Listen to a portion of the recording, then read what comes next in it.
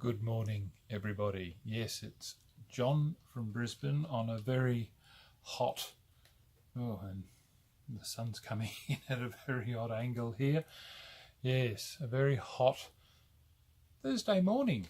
What time is it? 6:30. It's a bit later than I normally do my videos. I normally do them about 4 o'clock in the morning before it gets too hot and there's too much traffic moving about. So here I am trying to, here we go, we're moving things. Oh look, you can get we'll try and get that out of the way. I'll try and do myself, that sounds really, really, really good, doesn't it? Yes. Okay. What a wonderful start for my presentation, isn't it? Today, what am I going to ramble about? Well, I've been doing quite a bit of role play of late. And I guess one of the running controversies that I've been having is that I've been struggling with the new Star Wars role-playing system. And I guess what I want to talk about is the custom dice versus the good old standard, I don't really call them standard dice, but they're the dice that we've been using for nigh on 30 years.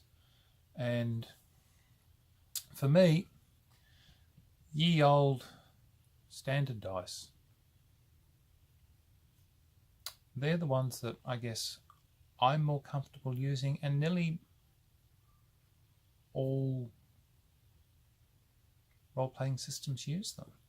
And I confess that the growing trend with a lot of game companies, well, not all game companies, but some of them, to go towards these really does irk me. And particularly with the Fantasy Flight Star Wars system.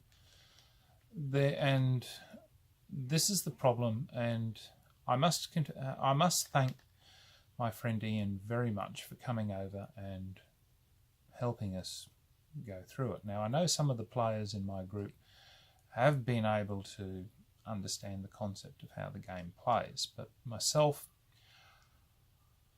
as the game master, I really am struggling, and I really, really do not like the system.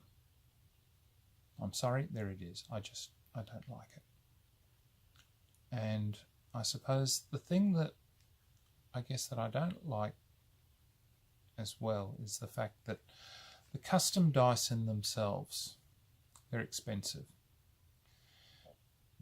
Pardon me, compared to the fact that the standard dice that are out there in the market, they're cheap. Why you would decide that you're going to buck the trend and go to another system, I don't know. It really does irk me that, hey, we've got to be different. We're going to push the boundary. We're going to do something else. And, and this is it. I find that, for instance, the die 20, for me, I roll one die and I can get a result. Not roll whatever number of dice and from there try and tabulate a result.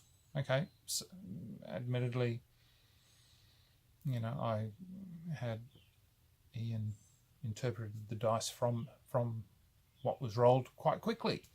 And I guess that when you know what you're doing, you can do it very well. But, this is the problem.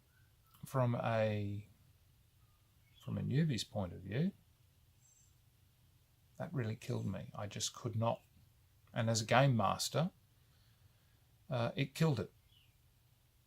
So anyway, this is it. What are your thoughts on custom dice and role-playing systems? Are they really necessary? Do they make the game system any better? Or are you quite happy with with die 6s, die 8s, die 4s, or the current dice that are already in mass production And for me, a role-playing system is we are role-playing, not rule-playing. And to be quite for me, I just found that I found that with the Fantasy Flight Systems Star Wars system, yes, you are role-playing, but you're still rule-playing the dice rolls, and that you're interpreting, and anyway, it's just me, and maybe the fact that I'm too old and I just don't like it, and that I'm set in my ways, and that I just really prefer I really prefer the older systems. I like the percentile, I like the die 20s. They're the systems that I'm more comfortable with. I like the system where a game master controls how the game runs. But hey, that's me. Anyway, your thoughts? Please post them if you like. I'm pretty sure I'm talking to nobody, but hey, that's me. Anyway, it's, I believe tomorrow in Brisbane, I think we got 37 degrees. So it's going to be nice and hot. Christmas, I believe, is going to be even worse. So anyway, Merry Christmas to one and all. And I will catch you next time. Signing off, the Honourable John.